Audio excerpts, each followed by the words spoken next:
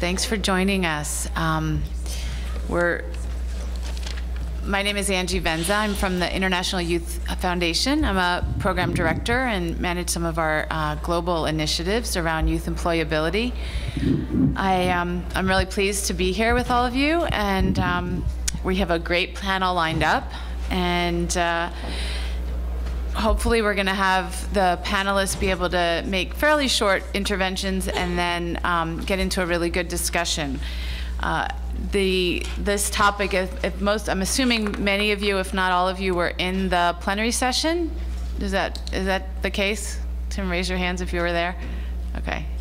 So this conversation will be a really interesting, I think, segue and a chance to sort of go a little deeper into some of the specifics around soft skills and how they are important to employers, particularly in the service sector. Let me just start by first introducing our panel, and then we'll have each of them give some opening remarks. So we have immediately to my left Robin Boggs, who is the U.S. Corporate Citizenship Lead at Accenture. And Robin is responsible for the outcomes for the company's Skills to Succeed program and its environmental stewardship programs. Prior to this role, Robin spent 13 years leading human performance and customer relationship management projects for major Accenture clients in telecommunications and public service.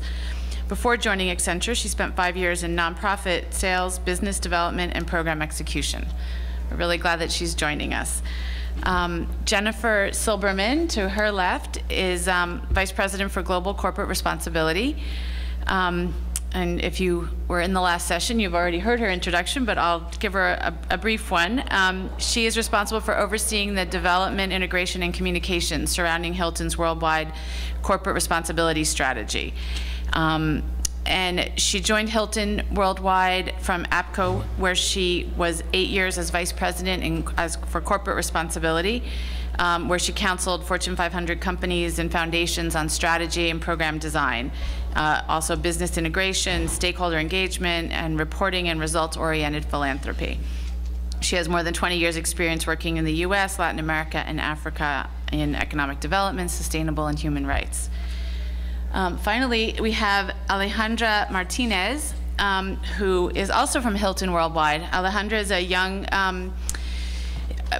person who's in Hilton's Elevator program. So this is a sort of a management training program at Hilton. And so we're really excited to have her here. She's originally from Chihuahua, Mexico, and she's currently working with Hilton Worldwide in Mexico City.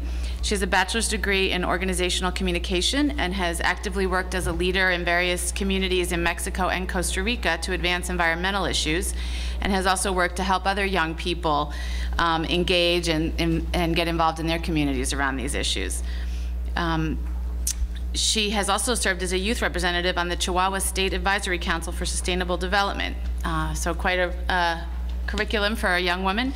And she joined Hilton in 2012, and as I said, she's participating in a management training program that will help young people learn the technical and life skills needed to have a successful career in the hospitality industry.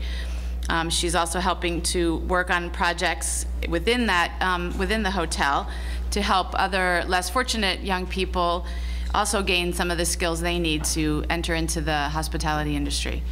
So with that, I'll just give a few sort of framing remarks about this topic, although we had quite a good framing, I think, from the previous session.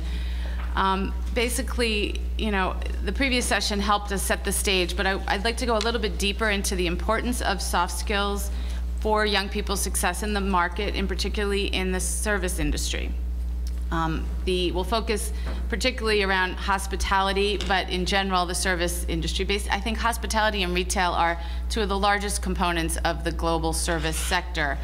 And so they are responsible for a really huge amount of the job creation that is going on around the world. We're all aware that young people, that training young people in technical skills is critical, but it's not enough for them to be successful in a job search or on the job. Employers often tell us that it's easiest to teach young people or new employees the technical skills and harder to actually teach them the soft skills if they don't come in with them. You know, by soft skills, of course, we mean a whole host of skills around communication, self-awareness, responsibility, teamwork, decision-making, customer service orientation, among others. And for service sector jobs, these are all very critical to success. IYF has a long history of working with what we call life skills in its employability programming. It's a critical piece.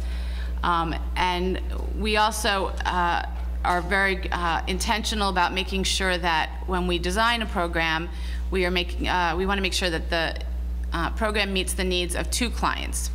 We call it a dual client approach, meaning we're obviously focused on meeting the needs of young people. That's our mission, but it is also very critical for us to meet the needs of the employer. And of course, by meeting the needs of the employer, we're also advancing the needs of the young people. But so we always make sure that we're looking at both sides of the equation. And so it's really important to focus on that, and that's increasingly been the focus of many of IYF's private sector partnerships, as the one we have with Hilton that Jennifer mentioned in the previous session. I want to just bring to your attention a couple of publications which are on the tables. And the first is a paper we did in collaboration with Hilton, and that's this one called Creating Opportunities for Youth in Hospitality. This paper essentially discusses how the hospitality industry is uniquely positioned to provide opportunities to young people in terms of entry-level positions and career-level positions. And the kind of, and it talks about the skills and the barriers around you know, what they look for in young people entering their hotels, and also, you know, some of the challenges they have. It's also a call to action to other players in the industry to really envision this youth cohort as a critical part of the industry's business strategy going forward. Hilton does view young people as essential to their company's success, and Jennifer is going to share more with us about what this means in practice, and also, of course, we'll hear from Alejandra on the ground as a young person who's benefiting from Hilton's commitment to young people. The second paper is the result of a broader consultation among a variety of global companies and employers, including Hilton, Accenture, Walmart, Citibank, and MasterCard. It's called Getting Youth in the Door, Defining Soft Skills Requirements for Entry-Level Service Sector. And this is the results of a survey that IYF led to better understand specifically the service sector requirements that employers have for young people trying to gain employment, and discern really the core common competencies across the sector, so that we could better be informed about designing interventions that would really, you know, hit the mark closest to preparing young people for jobs in that sector.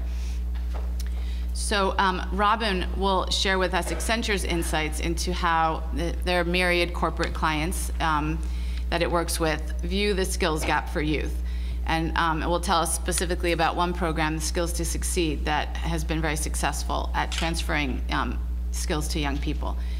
So I'll start off by asking first Robin and then Jennifer to give us some background into why their companies have made this issue a strategic priority and what they're doing to put this into practice. And then we'll be able to open it up for some, you know, questions and hopefully a lively discussion. Thanks. Thank you very much.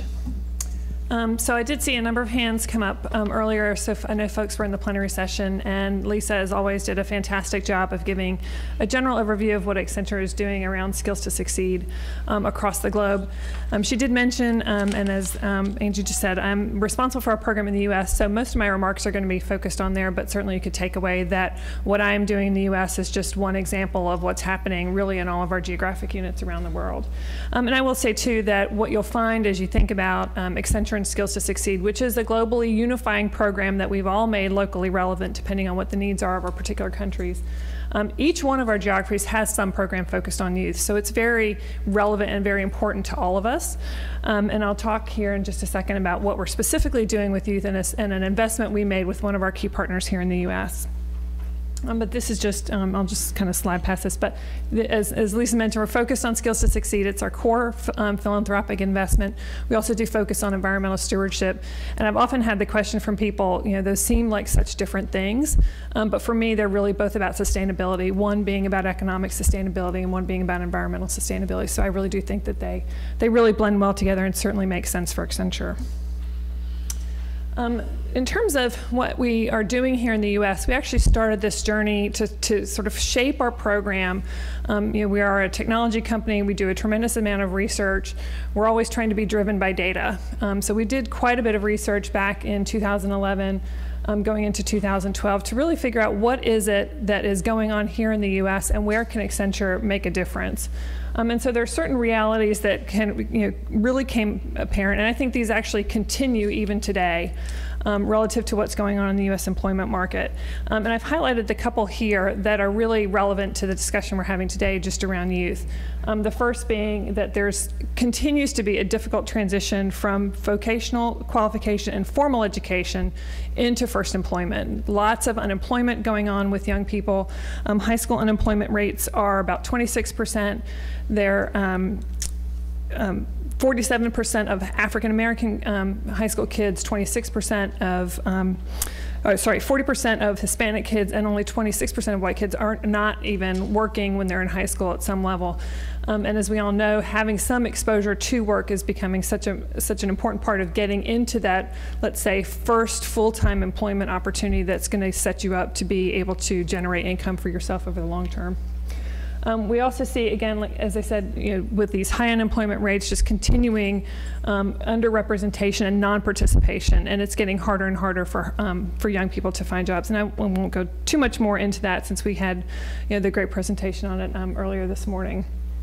But we see that there are new skills that are needed in the economy. Some of that is very specifically industry relevant. There's lots of sector shifts that are happening. We're becoming more service oriented. So the conversation around retail and around hospitality are particularly relevant when you think about it in terms of a service economy, moving away from manufacturing. What we have seen, we're in the middle in the US of doing a program with the Harvard Business School focused on middle skills. And what we're actually finding is that there's increasing jobs in the lower ends and the higher ends, but we're missing this kind of big section in the middle, which is having a real big impact on the ability for young people who may not want to go on to higher education to be able to get into a career or a job path that's going to provide sustainable employment over the long term. So what we're doing in terms of the U.S., if you think about there are a tremendous amount of problems with our education system. I think we can all agree that there's things that we would like for our young people to be learning in school. And from a corporate perspective, we found that we were going to be best positioned to really sit between education and work readiness. So we work outside of traditional education for a variety of reasons. First of all, there's a tremendous amount of investment already going on there, and we want to make sure that we can do something that's going to be distinct and unique, and is going to be immediately impactful in terms of a young person or an adult being actually able to get into the kind of employment and economic participation outcomes that we're looking for.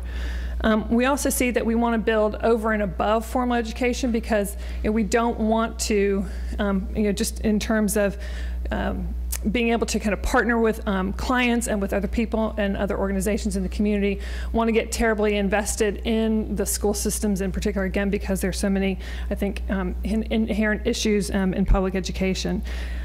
So we really try to focus beyond traditional education. We want to give them experiences really in these four areas. One being extracurricular, so things that they can do outside of their curriculum that may actually be based in schools, but aren't really a part of their school experience. So junior achievement is a great example of something that happens all the time, all over our country. And we made a big investment with junior achievement in the US in our last fiscal year, and helped them take two of their courses, one called Career Success, and the other one, Careers with a Purpose and Success Skills, And we worked with Junior Achievement to combine those into one brand new course, specifically focused on getting high school kids the right skills that they need to go into the workplace. So that's just been launched, and we'll start to go out into the school systems this year. We're also working with organizations who are supporting at-risk kids. KIPP is our biggest partner in this space, and I'll talk a little bit about what we're specifically doing with KIPP, so I'll put that to the side for just a minute. We're also working with some educational institutions, again, providing things that are not being provided as part of the core curriculum. City Colleges of Chicago is a really big partner of Accenture's. We worked with City Colleges to take, in fact, what you'll see here in just a minute, the curriculum we built for KIPP, and actually redesigned it and added to it, and have actually deployed this kind of career readiness curriculum across all of City College's campuses, so that the students who are coming out of the programs that are being offered by City Colleges now have this additional opportunity to get career readiness training and make them more competitive going into the workplace. And then finally, we're looking at those kids who are actually outside of the school system as well. So those who have transitioned out of, for example, out of foster care and out of school through an organization called Covenant House. Kids who have finished formal education but may not be still ready to actually get a job because they're missing some core set of skills. So we're working with partners like NetHope and providing them very specialized, targeted training so that they can go on and become employable. So I mentioned KIPP a couple of times, and I'll just kind of touch on the conversation from before. There is an acknowledgement that there just are a lot of life skills and soft skills that really seem to be barriers for young people getting into the workplace. So we partnered with KIPP. We started with their KIPP DC, so the organization that's in DC, and worked with them to build this program that we call Future Focus. And it started out as a comprehensive, every other Saturday, 4-hour-a-day experience that some of the high school kids signed up for, which is a very intensive classroom experience that was so structured and rigorous that we were actually able to get those kids college credit for completing that course. And those who did complete it successfully were offered the opportunity for paid internships. And for us, the combination of the classroom experience with intense mentoring from Accenture people and the opportunity for paid work experience just really was the sweet spot for those kids being able to break out of a tremendous cycle of poverty from which they'd come. The kids who are in KIPP DC, only 40% of those kids have even a single working parent.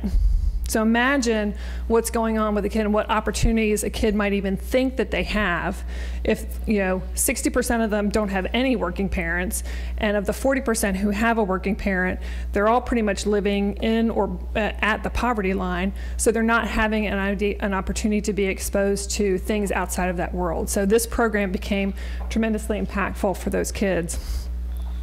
But recognizing that a classroom experience isn't for everybody, we have worked very closely with KIPP to take that content and put it into other forms that would make it become more accessible for more KIPPsters, as well as for other organizations outside of KIPP. So we have done a mini version, so there's actually 45-minute versions of each of these 4-hour classes. We've done computer-based training, which is called Career Academy. I'll show you a sample of that in just a minute. And we continue to refine our internship program support, as well as work with KIPP in creating pathways, not just for the kids to finish high school and be able to go into employment, but to think about what comes beyond that. Now, we recognize that we would like for all KIPPsters, and we'd like for all young people to be able to have the opportunity to go to college.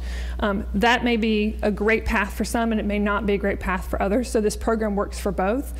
But again, we found that with KIPP and with kids who are coming from these disadvantaged backgrounds, they do need more support than they're able to get from the environments that they come from. So we're supporting KIPPsters as they go through college and really having an impact on kids actually staying in school, so that, again, with the ultimate goal that it's not just going to college, but it's actually getting to career, beyond just a job, but actually getting to career. So one of the things I love about what they've done with the KIPP material and our curriculum around soft skills is they really leveraged having the kids teach each other. So I'm going to play a little bit of this course, and I want you to kind of get a sense for how I think that this has become a really fantastic tool, and it's certainly been very Career Academy well presents received. Professionalism in the Workplace.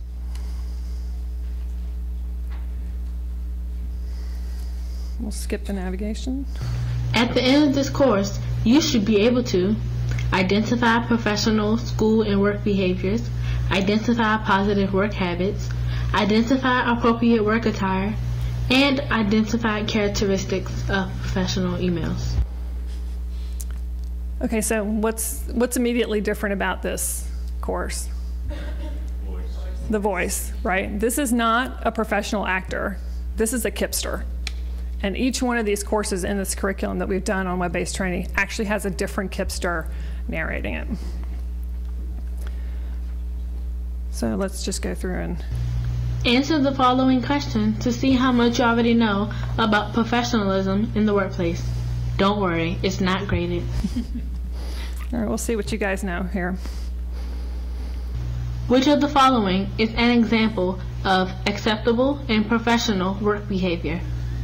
Listening to music with headphones, texting a friend to confirm dinner plans, checking the weather online, or leaving early before a national holiday. Anyone? Anybody want to guess? Anybody want to guess? Well, there isn't a none of those answer. Checking the weather. Let's see what it says. It depends. Any of these answer choices may or may not be acceptable. Different workplace environments have different rules surrounding acceptable work behaviors. It's important to understand the culture of the workplace that you're in and adjust your work habits accordingly. Speaking of clothes, do you know what is considered appropriate work attire? I ask that question sometimes in our office. Here are 3 different types of work attire for men. Like women's attire, it's important to remember that different workplaces may allow different types of clothes, and it's always good practice to follow the dress code. Another good tip is to look to see what other people at work are wearing and try to blend in. When in doubt, dress a little more formal. The first type of work attire is casual. Some workplaces, such as retail clothing stores, restaurants, or gyms, may allow more freedom for employees to wear casual attire. This includes wearing hats, sunglasses, chains, earrings, t-shirts, hoodies, sweatshirts, leather or denim jackets, jeans, sweatpants, corduroy pants, cargo pants, shorts, tennis or athletic shoes, hiking boots, sandals, flip-flops, or athletic socks. We'll see what they say about dressing if you're a woman. Here are 3 different types of work attire for women. Like men's attire, it's important to remember that different workplaces may allow different types of clothes, and it's always good practice to follow the dress code. Here are some style tips for both men and women to look professional for work. Avoid displaying tattoos. Keep clothes clean and wrinkle-free. Carry a stain-removing pen for unexpected messes. Ensure clothes are properly tailored. Avoid excessively tight or loose clothing. Do not wear semi-transparent clothing. Stick to neutral-colored shoes. And make sure that accessories such as briefcases, backpacks, bags, etc. are appropriate. All right, well, I'll skip the quiz since we struggled with the one question one at the beginning. I will tell you that I actually ran through the, I think, personal development quiz, and I was embarrassed. I scored 60 out of 80. So I think I had to add 80 to pass. I'm like, we'll just not do this one, and I'll just go on. So, it's good, solid content. But I think the takeaway for us is, it continues to be an important part of our what we are seeing, not just with the kids that we're serving through Junior Achievement or KIP or Covenant House. I've had conversations like this even with kids who are coming out of Tier 1 schools that are being hired or are interviewing for positions at Accenture. So it continues to be content that's important for us to get out there and to put in ways that are accessible. Yes? This raises a great point. I don't know if you want to take questions now or later. I'm happy to. Someone once said that Seinfeld was successful because it was a comedy of manners for a time when nobody knew what the manners were supposed to be. And I imagine that a professional environment here in Washington, in Silicon Valley or San Francisco, in New York, Chicago, and across industries have very different expectations. It seems like one of the expectation confusions that you get in clothing, is that it seems like all you can say is notice where you are. Some potential rules. So one of the big struggles in all of this soft skill stuff is it applicable everywhere? How how do you deal with differences in context? Do you see variation across your KIP programs? And what thoughts do you have on kind of the diversity of work environments other than, hey, they're diverse? I mean, how do you develop scalable materials for such a diversity of places? Yeah, well, it's a great question. I mean, you can see from at least what was covered here, this is pretty generic. I mean, we're not going much beyond casual, and business attire, and I think those are fairly straightforward.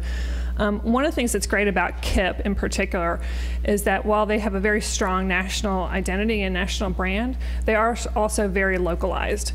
So when we actually go into a new KIP region, we're having to work with that region directly to make sure that the content that we're bringing in is going to be appropriate for them. So again, like I said, we have multiple versions of this. The web-based version is probably less flexible in its ability to change, but we bring this into KIP and into the classroom, into the future focus experience, and that experience changes from region to region. So what they're talking about in San Francisco is going to be different than what they're talking about in DC or Houston or somewhere else. And they have, as far as our program is concerned, they've got the presence and the help of not just their KIP teachers, but people from Accenture and from our clients who are coming in to share points of view with them, to give them guidance, suggestions, et cetera. And then they get sent out to a variety of workspaces. So they get sent to internships across a number of different industries, and we actively encourage and recruit our clients to participate in that and offer those experiences. And then those kids are able to come back together and be able to share and talk about what they're learning. I have found that, at least with the KIPsters that I've interacted with, that most of them just never get told something as simple as this. It seems so straightforward to us. Like it's automatic for me to know the difference between business casual and business attire. But a kid, again, who doesn't have a single working parent is never going to know that. And generally speaking, a lot of those kids have parents who are having to wear uniforms or other things to work, and they're not going to have any kind of exposure to this kind of content. So there is a definite baseline of material we feel confident that we can share out, and we've gotten a lot of feedback from KIP and from other partners that we've worked with. But at the same time, we're flexible, and we say, you've got to make this work for the students and the audience that you're serving. Yes, ma'am. Sorry, I'm not from the U.S. Is KIP a nonprofit, or is it like the Girls Club of Canada, or Yep, the U.S.? that's a great question. I'm sorry, I should have said that. So KIP is a nationwide network of charter schools. It was started in Texas, and it's the CEO is Richard Barth, who's headquartered in New York. So it's a network of charter schools, and they're just they started with a middle school because they perceived that to be a real gap in education, a real critical time in education. They've since moved up and down the grade levels. So they have elementaries up to high schools, but it's all regional dependent. So they're considered public schools, so any kid can go in there, but there's a agreement that the student and the parents have to make in terms of commitments to KIP and commitments to the KIP way of doing things. Any other questions right now? Okay, so again, just to sum up, and then I'll let Jennifer come in and start to talk a little bit more about specifically around hospitality. We do believe, there was evidence yesterday in the session I sat in. I hope that you guys had a chance to hear it, just about how important when you're training a young person for work. Technical skills are definitely important, but the life skills and the soft skills really help make that person even more successful being able to move into employment. And so while we are doing programs that do provide technical training and other industry-specific training, and we partner with our clients to provide that, partners like Genesis Works, who are doing IT, who are doing accounting, who are doing retail, those continue to be very important parts of our program.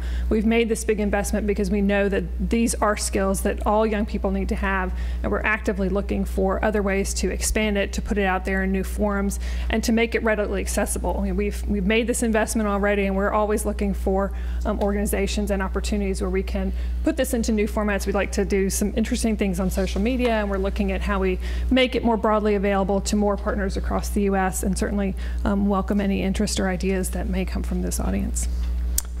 So that's it. Thank you, Robin. Jennifer. Sure. Well, I think most of you probably heard my remarks in the previous session, and I want to make sure Alejandra gets some time, since we brought her from Mexico, and she's a great example of a young person in one of our training programs. But I think there was just an earlier question on why companies, why are we specifically interested in this type of investment? And at the end of the day, it's supply and demand. We are one of the fastest growing industries in the world. We continue to grow. We make up 9% of GDP in most economies. And as we continue to open hotels, as we continue to support an ecosystem around our industry and travel and tourism, we need people. And it's a very high touch industry. I think there's a lot of opportunities where technology and innovation will automate some things to make your guest experiences better. You're always going to want, and we always will need, people to run and operate our hotels and deliver great guest experiences. So, for us, at the end of the day, any kind of investment that we make in human capital is really the survivability of our business. We're 94 years old. We expect to be around, hopefully, for another 94 plus years. And so I think that also, as we look in a lot of our markets, we have more of an aging demographic. A lot of our GNs, I think we did a maybe it was an informal survey, but they are over sort of a 50, 55, age. And again, I'm sure that they have a lot more years in them, and they're wonderful, but we have to begin to train the next generation of hospitality leaders and entrepreneurs. Our founder was an entrepreneur. He pretty much invented the modern hospitality experience. And so I think that that's very much about the learning and development programs that we put in. So I probably will turn it more over now to Alejandra to talk about her experience, what she's gone through in her second year now of our elevator training program and some of the life skills, and then I'm happy to answer a lot of questions that maybe weren't addressed in the previous session. So with that. So I did a small presentation about this. It's mostly about myself and the opportunities I've been given. Is it here? Yeah, just. Oh. I'm sorry. Okay, well, as they already introduced me, so I'm Alejandra. Oh, here you go. Okay, so I'm a middle child. As they already mentioned, I'm really interested in sustainability, and I've always been very involved in this issue. And I graduated from organizational communication. So after I graduated, I went to Costa Rica and I started working there for a non-governmental organization, which is now just 2 months ago it became a governmental organization. But it wasn't at the time. It's called the National Institute of Biodiversity. I worked there. I started also as an intern, and then I got hired and worked there for about a year. And that's where I learned about Hilton and the elevator program. That's where I got my all the information about it. And I started what it's called the elevator program. So the elevator program, basically what it is a fast-track internship, an intensive apprenticeship, I like to say, where you go through 18 months of training. It's 2 placements of 9 months, each one in a different country, in a different hotel, in a different city. And you do a rotation through all the hotels, so you get to see what each department does, what each person does, and how it all relates to the next job. So at the end, you have to do a project, and it has to either increase revenue or make better productivity for the hotel. It has to help the hotel in some way. So my first placement was in Costa Rica. It was in Punta Arenas, and what I did was coordinate and make sure the hotel got the certificate for sustainable tourism.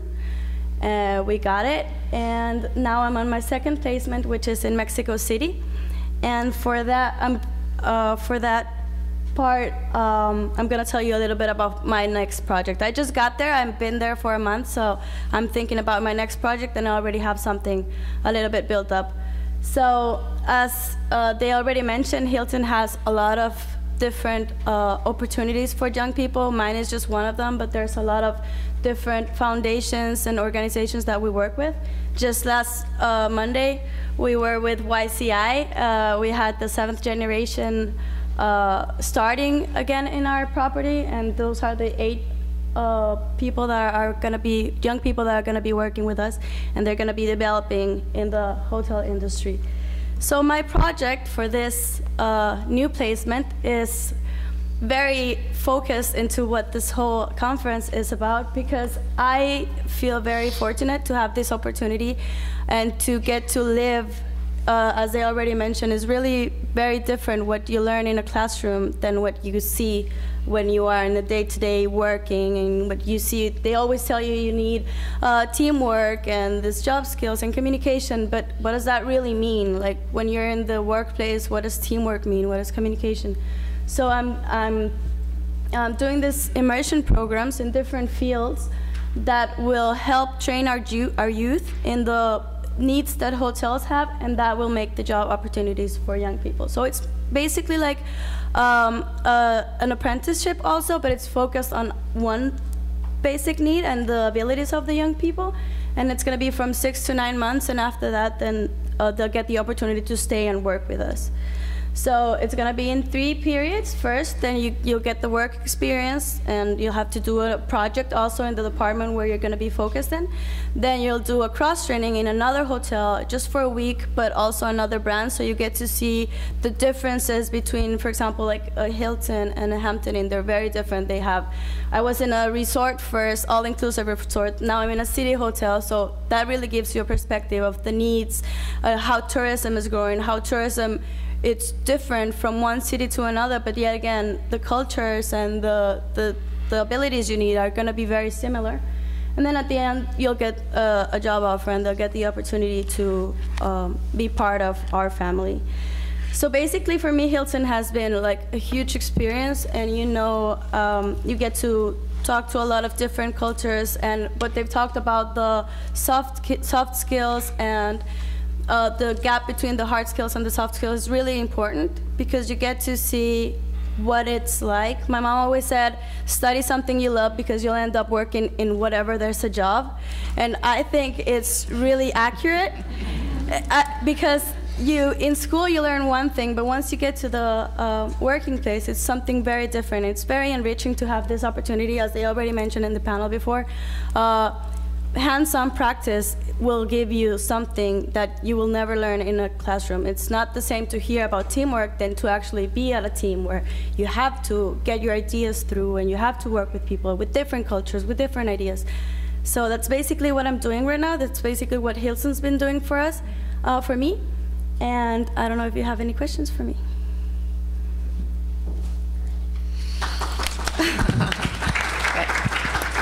Thank you so much, Alejandra. And yeah, please. How did you find out about the program, and how did your peers find out about this?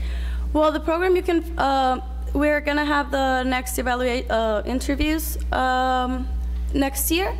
It's a 2-year program, so it keeps growing like that. The way I found out is actually quite interesting. I was working with the National Institute of Biodiversity. I was working with projects, and as I told you, they just became governmental because they didn't have a lot of funds, and it was a hard thing for me because I was in Costa Rica by myself. So I started looking for a job, and I applied as an assistant human resource in a hotel in Costa Rica. And the human resource manager called me, and she said, well, the position's already been covered, but the day after tomorrow we're going to have interviews for this program. It's called Elevator, so if you're interested, just come on in. And I did, and I think it was way better than getting the assistant job I was applying for. So but you can see, we have a web page at hiltonworldwide.com/careers. There you can see where the next interviews are going to be. And throughout the hotels, they're always doing jobs with universities, and they're inviting students. It's mostly for just graduated students. Yeah, and I should add, the Elevator program is actually just outside the United States. We have other programs in partnerships with different hospitality universities and vocational programs in the US, but it was originally a program of Hilton International, and then when we combined the two companies several years ago, that program continued, but only outside of the US.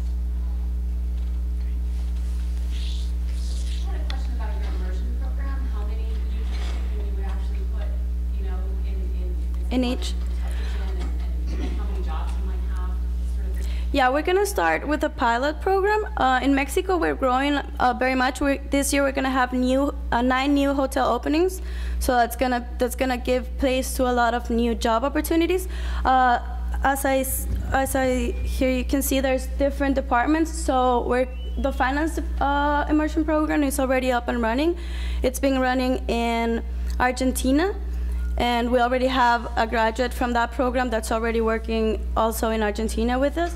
And the kitchen program, we're gonna start the pilot hopefully in January with Bogota in Colombia. They already have the need, and we're working in the structure, and then I'm doing the human resources. So it's gonna be step by step, and it's gonna be just one person for the pilot, and we're gonna start developing. As I said, it's my project, and it's kind of in diapers still, but what we want to do is create a good model so that we can replicate all over Latin America and the Caribbean, well, all over Hilton, and then based on the specific needs of the country, then we can develop the specific training, but to have a model. Mm-hmm. What's the target education level and socioeconomic level for the immersion program? Okay, I'm glad you asked that. The first 6 you see here are mostly college level, because you need specific hard skills to be able to work in engineering or in finance. You need to either have studied like accounting or something like that. But then we have the youth opportunity, and that one is more about the needs of a person and the abilities a person already has, even if they don't have a career or high education. It's more of an entry level, but when it's to spot qualities in a person that might not have had the opportunities. Mm-hmm. Are you guaranteed a job at the end? In the elevator program? Yeah. Well, all elevators have had a job, but you're not guaranteed one, but you do get one. The aim of the program is to train managing positions. So that's why it's so intense, and that's why you have to do projects, and that's why you have to do so many stuff through that time. Yeah, it's really a high-performing management training program for young people, but again, our success rate of elevator trainees is very high, because again, we're adapting, or we're finding the best and the brightest who are also very entrepreneurial, hardworking, and again, are really, and then what ends up happening is they find sort of the niche of where they want to work and where they sort of grow in that particular area in our company. Mm-hmm. You're obviously a very smart young woman. Thank you. I also agree with your mom, who's very wise. Your comment about your mom saying, worry about what you study because you don't know what you're going to be doing. And I think that's part of the problem. I think this program is great, but it serves a small population. I'm very intrigued with the idea of the authentic problems that you were solving as part of this program. And I can imagine in a community where hospitality, or a country where hospitality is a key area, that you bring these sorts of authentic problems from business into the schools, using partnerships between businesses and educators to kind of bring life to the classroom, right? I mean, part of the problem is kids they don't understand why they have to learn this stuff. And I think when you can integrate, redefine the curriculum, and bring in both the academics, the technical skills, and the soft skills, which I would say are the 21st century skills, but reaching those require sort of a reformed approach.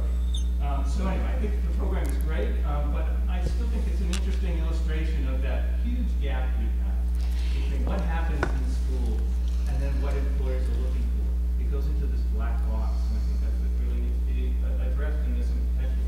Yeah, no, and I think that's a great point, because this is also just one example of hundreds of programs that we actually have. And I would say that we are certainly not in 4,000 communities doing what you talk about, but we very much see that. And I think a lot of what we're trying to do through initiatives that we have running in Europe, through different types of apprenticeship programs, it is going into the secondary school level and really working and bringing kind of some of these opportunities that are in our industry, or why it's important to kind of look at some of these skills.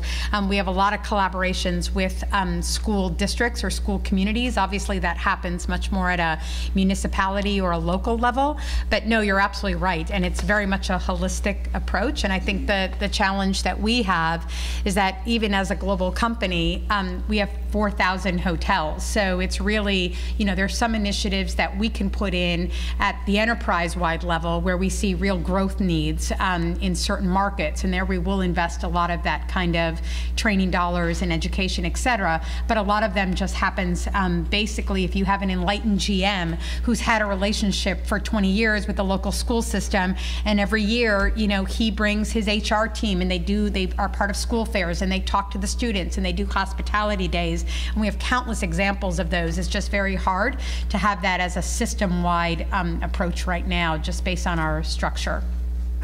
That's a great point. I'm gonna go. Yep. I'm very interested in your presentation on life skill training. And actually, just let me know that in Vietnam, I'm come from Vietnam. And actually, in Vietnam, our current program also one part of the Accenture Skill to Success. Oh, congratulations. Yeah, so we come from which, and we are working with Plan International in Vietnam. And also, when I see your presentation, I see that it's very interesting about the web-based materials. But besides that, I just want you to let us know a little bit more about whether you have another methodology to deliver skill training. Because as she mentioned, it's very important to take them into the real environment or using the interactive methodology. So besides web-based versions, whether you also using another methodology to deliver that skill training. And also, and the second question is whether we can approach that materials as the reason for our programs. Okay, so let me make sure I've got that. So the first question was, what other methodologies are we using to do that soft skills training? And the second was access to those materials, right? Okay, so on the first one, so as you're familiar with Accenture, so Accenture is a global technology company. So we're keenly interested in how we can use technology to further the scale and deepen the impact from the investments that we're making and the trainings that we're putting out there. So our program with KIP obviously started in a very kind of traditional classroom-focused way and has scaled and has broadened out from there. And over the next fiscal year, which just started a week and a half ago, we'll be continuing to look for ways to take that content and make it accessible via other technologies and other methods. We're always constantly developing it. So, for example, what was done for KIP is very similar to, but is different than how City Colleges, for example, is doing it. So we're looking at, for example, taking some of the assets that have been even developed in some of our other partner countries. So, for example, my colleagues in the UK have developed a really interesting, fully web-based curriculum they call eAcademy. And so we're looking at how do we take eAcademy and bring it into the US. There's another website called JobStart 101, which you can go out and hit any day, that we partner with the Business Roundtable to develop, and that was specifically targeted for community colleges, but has very relevant kind of soft skills training. I would say probably more focused on hiring success, maybe a little workplace success, not so much on the career readiness end of it. But I have a personal interest, for example, in taking some of our content and putting it into other languages, for example, to address the Hispanic population here in the U.S. I'd love to see us do some more on mobile platforms. You know, we are working with, I don't know if hopefully you guys are all familiar with Usher, the music star. He has a foundation where he's specifically looking to develop young people from 18 really up until through college. And we've worked with him and taken, again, some of the material we've developed with KIP and worked with them to build an integrated platform that works with Facebook to help mentors and mentees connect better and get better results out of the content and the curriculum that those kids are going through.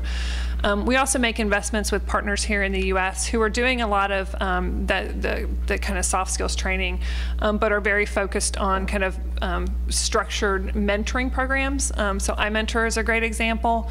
There's a very defined curriculum there, but the heart of that material is delivered through the partnership between the mentor and the mentee over an interactive platform. So we're constantly looking for different ways that we can do this, and are certainly open to ideas. I mean, I know that there are apps that you can go out on the Apple App Store and buy every day that will do some of these things, but I'm just as open to finding out how could we do something like that. The other example I'll give, the final example I give, just around the app, is that part of our program with Junior Achievement, one of the things that came out of that thing was an app on the App Store that you can go and download. It's called, I think it's called Success Park. I'll have to look on my iPad here in just a second. But that's a more of an interactive game that helps kind of reinforce some of the material that's covered as part of career success. So again, we're interested in technology. We believe it has a place in helping to do these soft skills, but I would say that it always, for us, it's most effective when there's some way to actually have that modeled by a mentor and or through an experience actually being in a workplace where you can actually see other, see adults kind of, living it out in front of you. The second question, is it accessible? We are actively working on making what we have developed with KIP more accessible. So we're doing some big investments in that over the coming year, and certainly would be happy to have a conversation with anybody about how we take and use, make it available. Since we don't give it away, we kind of license it out, but really kind of license it out at no cost. It just really depends situation to situation. Yes, I've got one comment and one question. So the comment is on the soft skills, and thinking about the range of skills that are considered soft. Right? Everything from showing up on time to advanced communication, problem solving, leadership skills. They're very different kinds of skills and how you learn them. So that's just one comment. And the question I have really comes from at least my own experience and the experience of other people. In think about when did if you think about your experience, when did you learn your soft skills? For me, it was on the job. It was when I was in front of a customer and someone said, smile. And so it was, it was actually on the job. So my question is, in thinking about your programs, and thinking about the point at which you hire someone, essentially what would it take for you to hire someone first and then train up on the soft skills, be it the simple ones, show up on time, to the much more complicated ones, versus a lot of programs which try to teach you the soft skills first, and then the hiring comes later. So then just what would it take to advance the hiring decision to get people in the door first, quicker, and then develop those skills? Do you want to try to answer that? Sure. In talking to a lot of our teams around the world, I mean, there's certainly a lot of, I think, often what makes a great candidate is a little bit personality, a little bit the way that they come in, the way that they present themselves, et cetera. I will say that what we're trying to do more of is, as they go through these soft skill training programs, there is the intent to hire. There is the work that we are doing in order to bring them into our, into the hotels. And a lot of them happen complementary. I mean, a lot of the work that we've been doing, especially for new openings, and where we have to hire hundreds of team members at all different levels, a lot of that technical training is being accompanied by soft skills training. So again, those basic soft skills at that minimum level, because those are what you're going to get fired for in hospitality if you don't have some of those things, right? Because they're very apparent. They make or break basically that guest experience from, and so I think that what I've understood from a lot of the teams and in some of the partnerships we've been working on is that there's sort of that minimum level that we do take responsibility and training for with you along with those technical skills in the job. But then some of those other things, more of the problem resolution or leadership skills, there are additional programs that we have across the company that then you are able to start participating in. And then, a lot of it is just we sort of, like anything, I think you find those high potential people, we see it across our industry, someone who starts off as, a bellman and is a general manager, is the head of a brand. I mean, every one of our 10 brand heads all started off at 16, 17 years old doing what is considered an entry-level job in our industry. Our CEO plunged toilets at the Holiday Inn on Capitol Hill when he was 16, 17 years old and is now the CEO of the company. So again, a lot of that I get that he had education opportunities and other things, but we do complement a lot of those things on the job training. Last year we heard a lot about simulations, company simulations, or workplace simulations as key training for soft skills, and I was fascinated with the extent that the people who were running those simulations said that developing empathy for the customer, being able to put yourself in the customer's shoes, is really critical for service industries. Do any of your programs have any kind of workplace simulations of any kind? Can you talk a little Sure, go ahead. Well, I would say that at least within the curriculums that we've developed, we definitely we go as far as role playing. I'm not sure I would call it a full-on kind of case simulation, but I think that we probably put a higher priority on actually getting kids into the workplace. So internships are very important to us. And when we're looking at partners who are working with young people, for us, we need more than just knowing that the kid is going to go through a curriculum. We want the kid to have an opportunity to go and actually practice those skills in real life. So internships really are probably more important to us than, let's say, creating a simulation outside of that. Yeah, in our case, about 1.5 years ago, we launched a program called Make It Right, which is essentially a problem resolution program, and it's across the board. And really what this program is to empower our team members at all levels to be able to take how to address and be proactive about identifying a customer's challenges and how to look for solutions to resolve those. And so there is a lot of simulation training in that. There's a whole leadership training for the GM, but it is really about, I mean, at its very core, it is self-empowerment for a team member, whether she's a housekeeper, whether it's the reservation operator, or whether it's our head of engineering, that when you see a customer or a guest who is unsatisfied, something's not right, what can you do based on your personality, based on the skills that you have to make it right for that guest? And we've seen tremendous, we have a satisfaction tracker called SALT, which for every hotel is sort of your live or die, metrics of how satisfied you are with the experience you just had at our hotel. And, across the board, as we put these programs into place, and they're in all of our full service brands right now, the satisfaction tracker has, for guest resolution of issues and your willingness to come back and stay at our hotel and recommend us to a friend or a colleague, have all increased substantially as the GMs have really gone through and empowered the team members in this program. Across cultures and across cultures. Yes, across, and it's been translated. We have sort of 12 official languages, if you will, at Hilton Worldwide. Obviously, we know there's many others, but we have 12 that we sort of do all of our training programs in. And again, they've been culturally adapted. And so this is a great example of where throughout our operations, we have HR teams that are in the region working with the local HR teams on property that then work with our brand learning and development teams that bring that brand to life in a particular hotel. But yeah, it's been culturally adapted, and I think it's now a year, 2 years in our Hilton brand, and about a year in Embassy Suites and DoubleTree. And Luxury has a similar program, but they have it branded a little bit differently, since we all think the luxury experience is a little bit different. So.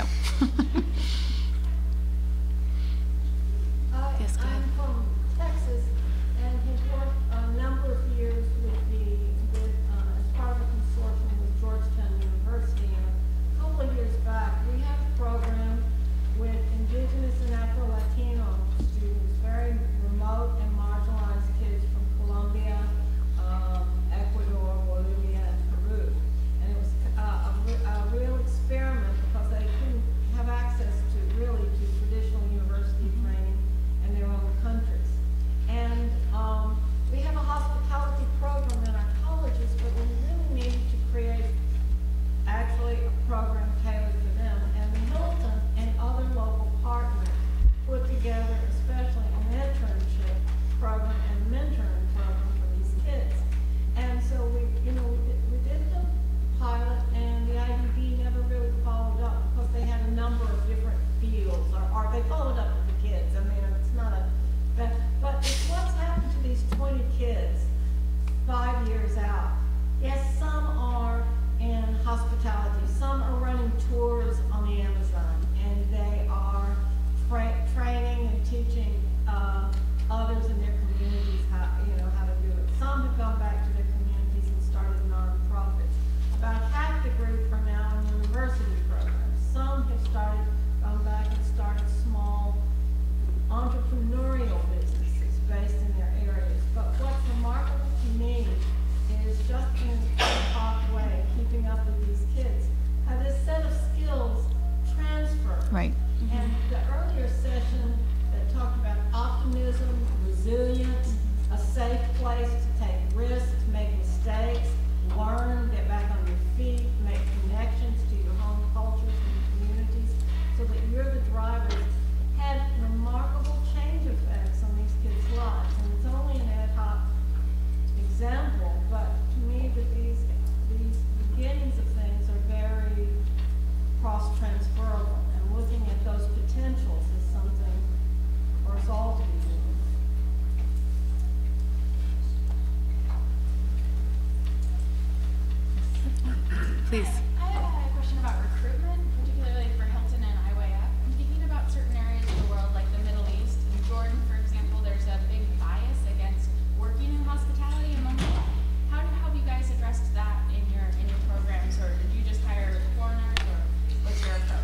Oh, no. Well, in many markets, we can't hire foreigners. I mean, we have, nationalization policies, et cetera. I mean, we can certainly have Angie in the IYF. I mean, we absolutely know there's sort of a, I guess for lack of a better word, a culture of shame of going into the hospitality industry. And I think one of the things that we've really learned in this pilot with Saudi Arabia and in other markets is really how do you work with the education system? How do you work with other community partners? The foundation that we're working with in Saudi Arabia that's helping implement the IYF program for us. I mean, again, how do they really help support that, that I guess lack of understanding of the opportunities that the hospitality industry can play and why investments in this sector can also lead to other sectors. I mean, again, what we try to always say all the time is that you may come in whatever position, you work in IT, you work in finance, you can work in marketing, you can work in food and beverage.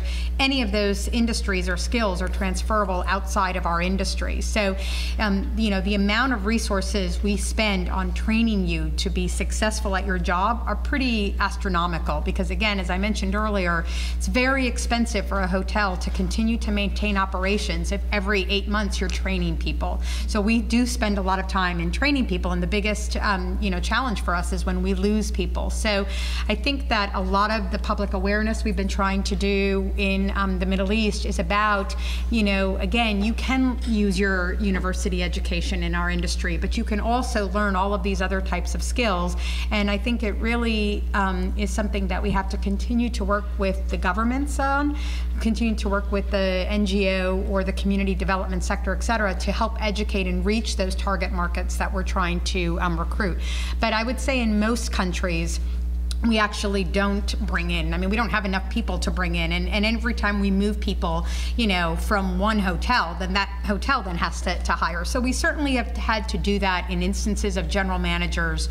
Sometimes, a lot of times our owners, they want to work with Hilton because they think we're the leaders in hospitality. So we want a GM from the US, or we want a GM from Germany, or the best hospitality school. But that's not a sustainable solution because we're taking the GM or the teams from elsewhere. So we have to hire locally. When I mentioned foreigners, I was thinking more about basically Yeah, no, Yemenis, et cetera, and we do. I mean, but again, more and more of these countries are putting the nationalization policy. So even the Emirates, which is, for anybody who works in the UAE, has, a large percentage coming from Pakistan and Yemen, et cetera. There's also now 30–40% Emirati, nationalization policies, and we have to meet those in order to continue to operate our hotels. And it's a real challenge because we're not finding the skill set to be able to come in there. So we have to invest and work with the public and the university and the NGO sector.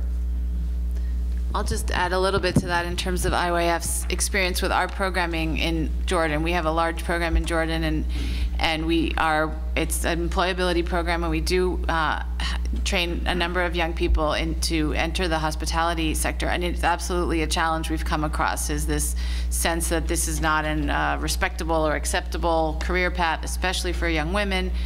But even just for some of the men, especially in the entry-level positions, and we find that we've had to do quite a bit of awareness building, of outreach. We have we do a lot of programs that are out to provide information and sort of change the mindset of the parents, because ultimately you have to sort of change their minds in order to get to the young people, and especially the cultures where that what the parents say really have a huge impact on what the career choices of the young people. And so we have had to incorporate a large amount of outreach to parents and sort of awareness, and inviting them to come to the hotels or the tourism operations, et cetera, to really expose them to what it's like, so they can really see what what it's like to work in, and sort of gain a greater comfort level of that, that it has a career path and a good opportunities for their young people.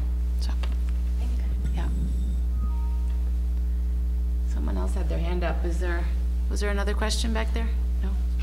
Okay, please. You're starting to address it, because I think to sort of piggyback off of your question, you're talking about, how do you reach students or young learners themselves directly? And I think, educating the parents and exposing them to sort of the career pathways in the hospitality industry is certainly one way.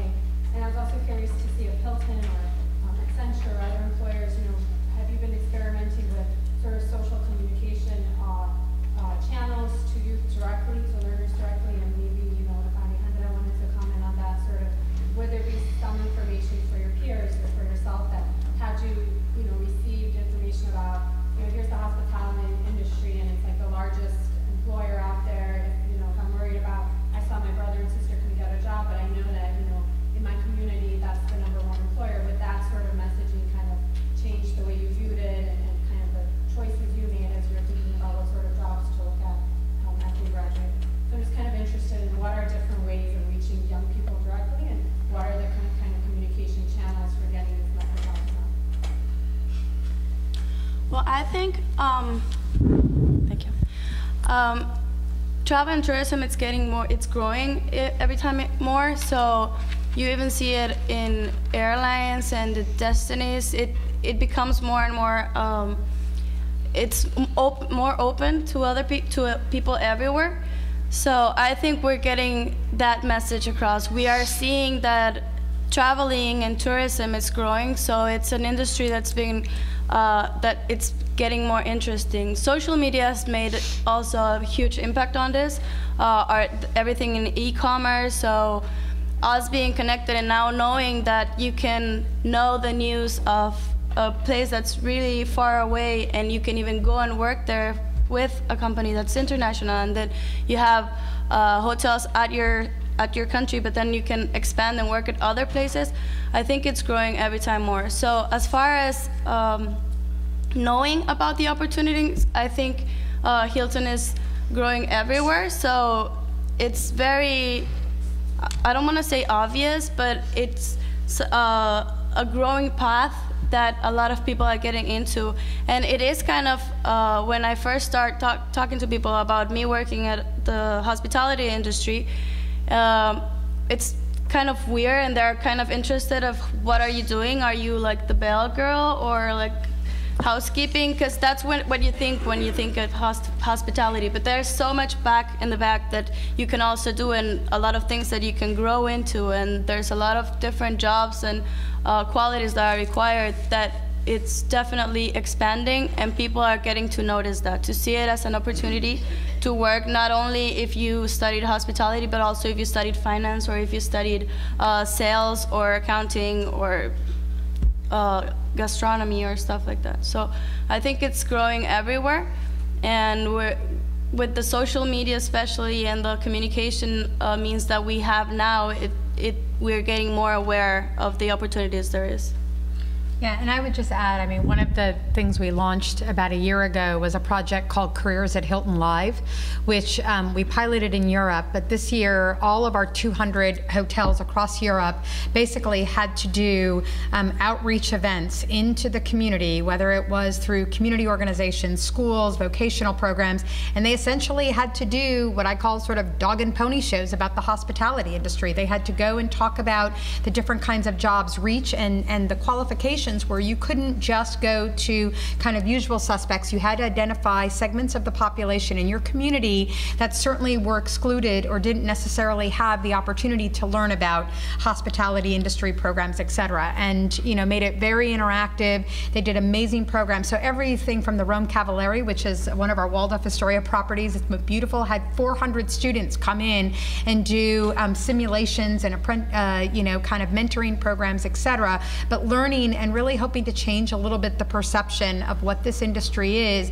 and really the breadth of opportunity that there is. And the number one finding in our report really was that people just don't know. And so it is on us and on our industry to really get that message out as much as possible and make it as accessible to young people in the way that they look for that information. Absolutely. Any other questions? Yeah. Actually, in Vietnam, we also working in YCI project. Mm-hmm. And that's here. And also in Vietnam, we are working with both the two Hilton hotels in YCI project. But we know that is for the young people with no skill for entry-level positions. But from our organization, we also have another hospitality program, and we have already have more than 4,000 graduates on that program. Wow. And after the short-term training, and now we are about 80% of them working in the sector. And I think that the innovator program is fit perfectly with their career development. So I just want to ask you whether you, and I'm aware that you don't have, currently you haven't had this innovator program in Vietnam, but do you have any plan to expand that? So I think that's will work very well with our graduates.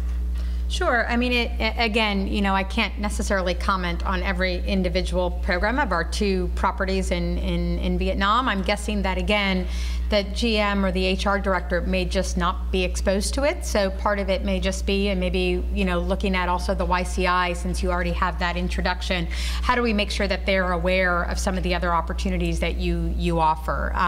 You know, again, and what is their pipeline? What are the other, you know, are there other growth opportunities? Where are they also looking? Where are their gaps? I mean, where do they have the most needs as far as filling the position? So it's probably just an introduction to learn more about each other, I'm sure. Did you want to add something? Are there any other questions? We have a few more minutes, but okay, I guess not. Well, great. Well, I'd like to just, first of all, of course, thank our panelists for their contributions. I think this was a really valuable conversation. Thank you. I'd like to especially thank Alejandra for joining us and coming all the way from Mexico to be here with us. So I really appreciate that, and added a lot to the conversation. So thanks, everyone. There are still materials on the table if you're interested, and there's others of those at IYF's table at the end of the hallway if you would like additional information. And could I please remind everyone to fill out their evaluation forms as well. Thanks. Thanks so much, everyone. Thank you.